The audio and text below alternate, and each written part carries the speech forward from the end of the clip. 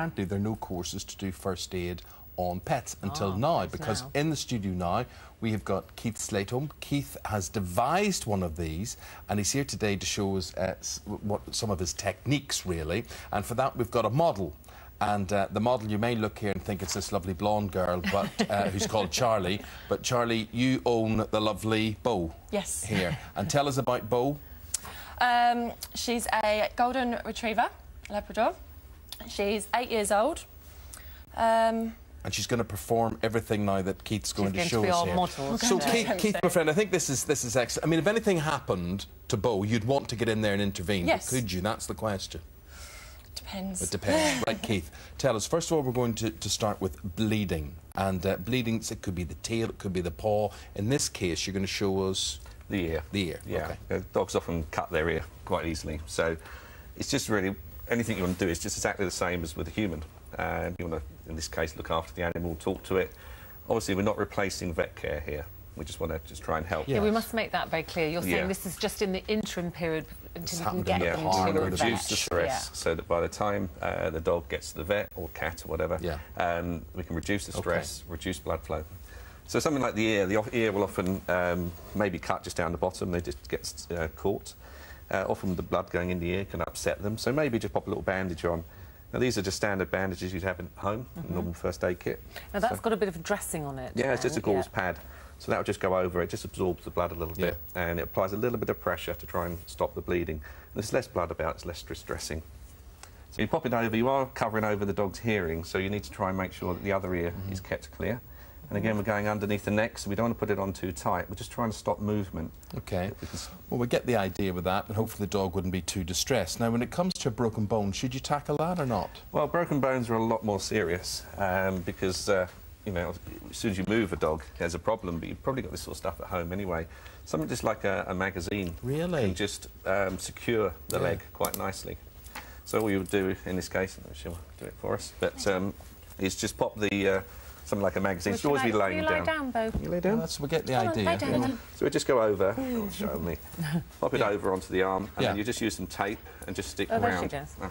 Now imagine if we had the bandage around the ear and that. Bo would look very different at this stage. OK, so then we get to this whole stage of resuscitation and respiration. Cardio, really, is what we're talking about. And we're not going to use Bo for that one, we should say. You've brought along another model for this one. So this is one you use on your courses, isn't it? This is one we used on classroom courses and the online courses we do as well. So there's a Resusci dog. Bo's very interested in Resusci dog. Really what we're looking at here is if a dog's drowned or there's been a case of poisoning or any other problem, or smoke inhalation things, you want to try and get the dog breathing. So to start with, you can just pop your hand over the chest and just feel whether it's breathing. Put your ear down and listen to see if you can feel anything. You can also feel the pulse. Dog would always lay on the right-hand side because the heart's nearer the surface. So if you did need to give breaths, then just pull the tongue to one side, that opens the airway up, just keep the neck steady, and then you're just sealing the mouth and you just blow into the nose.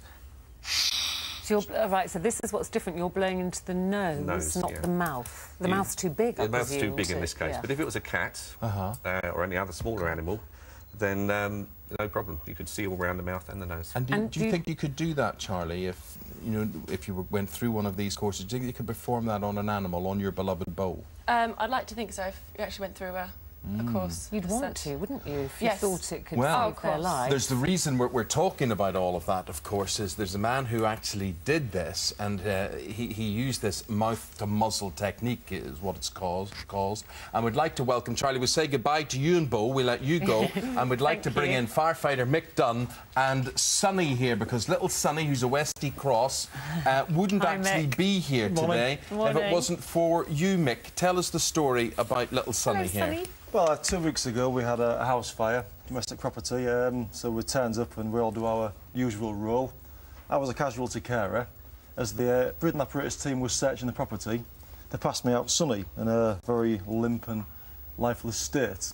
So I tried to hide her away from the public eye, but as I put her down, she took a very shallow gasp of air. And sometimes you get a little bit of trapped air in pets, so I waited 10 seconds, did it again. So I just instinctively sort of covered her like a mouth and made a seal, give a good couple of blasts of air, started to breathe a little bit more frequently. So we took hold of the oxygen cylinder and we tried a mask on the actual face, but they don't fit a canine muzzle. So we actually cut the line and just popped the tube into her mouth and give her some full flow oxygen. And about 30 minutes or so of chest massages, warming up and just observing. 30 minutes? 30 minutes, a long time. Yeah, she started to get a bite reflex back pretty soon. Then she started to sort of limber up a little bit and twitch. No, but do you have training to do this? No, this is pure instinct. At the moment, our brigade? service doesn't do animal sort of first aid. Well, I think it's incredible, Keith, that his instinct took over and that he did this, your whole instinct to preserve life and save life. Yep. And I spoke to Sonny's owner, and she said, look, you know, the rest of it were just physical possessions, but Sonny was you can't replace living and breathing, pets, and you've kept Sonny that way. But a lot of people just would not have bothered, Mick. They wouldn't have seen the point. They would have said, this is a dumb animal. No. I'm a dog lover myself, you know, and I'd do it again on a heartbeat, you know. Do you have your own animal? I do, yeah. I have a boxer. It just would be nice for people to think that they could if they had to, Keith, wouldn't it? Yeah, we want to make it easy for people by online classroom courses. I think we've got a few of your tips, haven't we, that we can put up here if you just want to talk us quickly through these. Yeah, if you have and a these are problem, your CPR tips. Yeah. If you have a problem with a dog with breathing, look for signs of life. Feel on the chest, just underneath the leg, you'll feel a pulse. Also, you can do mouth-to-nose resuscitation. Just seal the mouth, pull the tongue out slightly, you can blow into the nose. And you try and do a breath every about 5 seconds. And then if there's no pulse, just do chest compressions just with one hand. But most importantly, we've got to make sure we get to the vet as soon as possible and also phone the vet. I think the lovely thing is so many people have so much love for their pet, and you guys, between you, you're demonstrating how you can preserve that life and you actually put it into action. Mick, when you look at little Sonny, what do you feel? What do you feel today? Oh, it's extremely rewarding, you know. I mean, to say I preserve any life is great, you know, but obviously someone's a beloved pet. I mean, last thing you want to see, like, when you go home to a sort of burnt-out house, you know. It's going off. You don't want to think you've lost your treasured pet in that as well, you know. So and your colleagues from Humberside Fire and Rescue watching this morning? I'd hope there would be. I hope they would give them a wave there, camera 2. Hi, everybody. Thank there you you so are. much. And the question I just want to ask everybody today, after hearing the stories from these two men and after seeing their little doggies, could you, would you, should you? It's very, very interesting. Thank you very much indeed. Excellent stuff.